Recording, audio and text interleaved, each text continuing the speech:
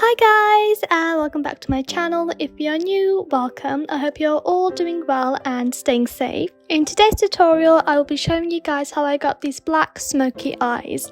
Before we get started, don't forget to hit the subscribe button and the notification bell icon so you know every time I have uploaded a new video. As usual, I will link all the products I've used in the description box below. If you want to know how I achieved these black smoky eyes, then please continue watching. So I'm going to begin by priming my eyes, and I'm using the P. Louise base in the shade Rumor 2, and just taking a small shader brush, I'm going to pat this all across my eyelids. Taking the Beauty Bay Bright palette, I'm going to go in with this neutral shade in Bare Necessity, and taking the MAC 224 tapered blending brush, I'm going to apply this onto the crease area of my eyes as a transition base. Next, I'm going to go in with this darker brown shade in Preppy Pecan, and I'm using the Zoeva crease brush to apply this colour onto the crease area.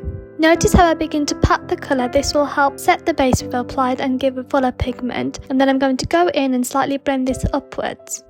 Next, I'm going to take a black eyeliner pencil. The one I'm using is by Sephora, and I'm going to apply this all across my eyelids.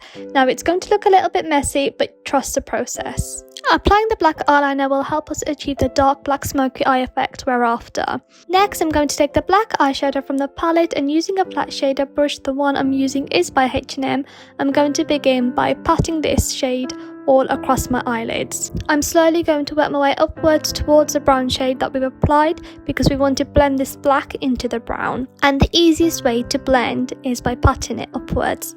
I'm going back in with my blending brush to infuse the black into the brown, and then again I'm going to go back in with the black eyeshadow until I'm happy with the depth of the colour.